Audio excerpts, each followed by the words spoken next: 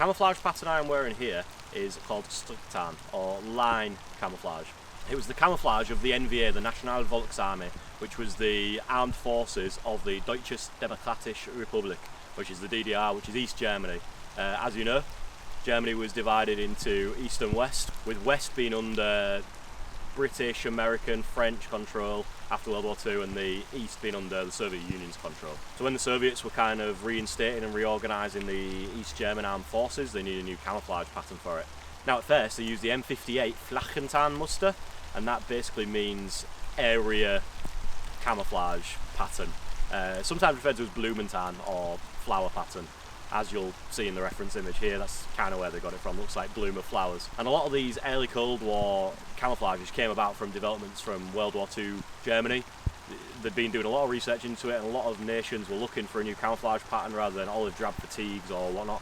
And they said, well, okay, what's already been done? Germany had already done some research, so they kind of used that as their base to go off. You know, why reinvent the wheel? Someone's already done the research, let's just develop from that. So the M58 Flachentarn muster was used, and then in 1965, Strichtarn was developed. Now, it doesn't really work well in any foresty environment, but it was primarily used for the German armed forces in city fighting in Germany.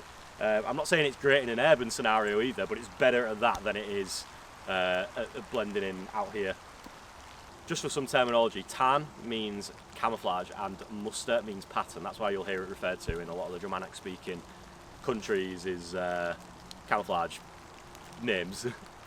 Now there's two patterns of Strichtarn. There was 1965 to 1968 with the introduction of the Kampfanzug or combat uniform 64. And that was a lot lighter. The rain splodges were lighter, and the actual background of the thing was lighter. It was almost like a tan, whereas from 1968 until 1990, when the DDR fell and the German armed forces were reunified and they went to Flecktarn, great development by the way, they used this darker, so it's almost like a greyish greenish kind of pattern with darker, thicker rain splodges. And that's, a lot of people refer to this as rain camo or raindrops because, well, as you can see, it does just look like rain falling in the distance. And you can see where it got its name as line camouflage. It is just vertical lines on a background. Again, I'm not really too sure where this was meant to blend in or what the rationale behind it was. Someone out there might know better than me, but it does look pretty unique and it's pretty cool camo. So the rain theme was actually used on a lot of the camos used by the Warsaw Pact, Poland, Czechoslovakia, Bulgaria, etc. And it was most likely influenced by the German World War II splitter muster, which is sliver camo, I believe, and the Sumpftarn, which is swamp camo. They had, although it wasn't the primary focus, they had these lines coming through the patterns, as you can see, and that's most likely where these themes kind of came from. Now this camo kind of had quite a long life. I mean, 1965 to 1990, that's a pretty good run for any camouflage pattern. But it wasn't just the East Germans who used it. This camo has actually showed up in a hell of a lot of places around the world. There's pictures out there of it being used in Angola, I believe, and South Africa by sort of communist-inspired or communist-backed revolutionary forces in those countries. It shows up all over Africa really, as do a lot of kind of surplus stuff. They use whatever they can get their hands on. There's also some cases of it showing up in when the Yugoslav sort of conflict was going on. Basically, there was a lot of this out there, and around 1990, when they were getting rid of it, it was sold off just dirt cheap, probably given away at some point. So there was plenty of it out there. It was, again, although it's not a effective camouflage pattern in woodland or anything, it is indeed a combat uniform. It does cover you. It is tough enough to hold your gear on top of, and you know, it is basically just, if you need some gear and you don't have a huge budget, this is probably what you're getting. So let's take a look at the jacket itself. It's a fairly simple cut. It has up here, quite strikingly, these lapels, and they're kind of weird. They're on like a extended thread, extended bit of attachment there, so you have these on both sides. It gives it an interesting kind of silhouette there. You have two breast pockets,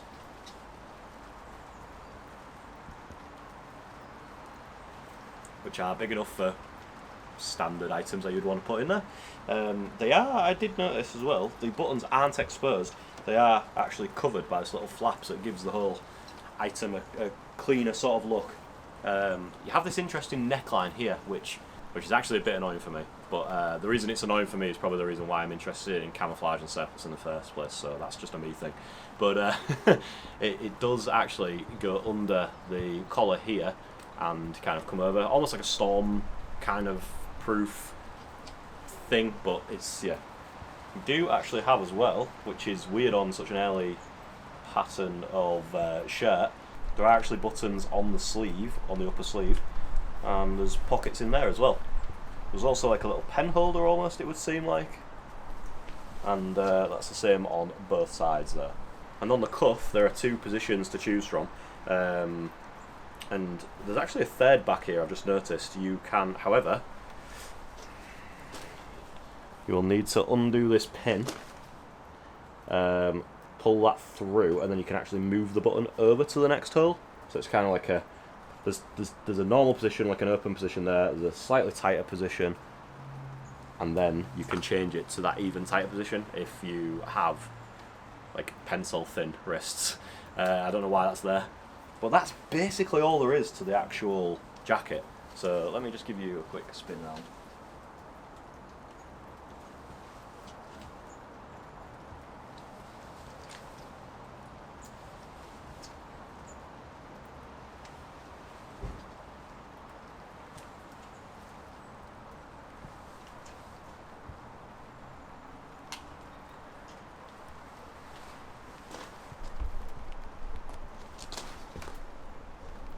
Now just a bonus item. How cool is that? Strichtarn water bottle, or with canteen. Now I originally thought this was a reproduction because, well, it just looks kind of cheap, and the finish on this just feels weird. And if I open this up, which is done by just pulling on this little buckle here, on the leather in the buckle, and did I put this on too tight? I think I put this on too tight when I last did this. Oh, there we go. Okay, and you can open it up, and it's actually like a plastic, if I undo this, it's a plastic water bottle inside, with this kind of plastic lid, just held on by a chain. However, it does smell very surplusy. I wouldn't want to drink from that. And when you look online, when you Google NVA water bottle, they do actually look like this. I think this is just in good condition. I genuinely thought it was a reproduction, but it would appear that this is the actual construction. You have a little cup as well attached to it, and it's actually a fold-out handle that you can drink from. So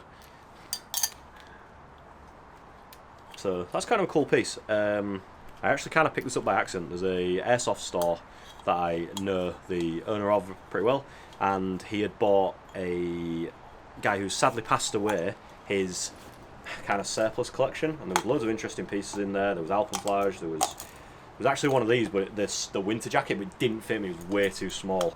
But this was in there, and I thought that's really cool. So yeah, did a bit of a deal on this. So yeah, pretty cool item to have as a bit of a bonus item to go with the field shirt.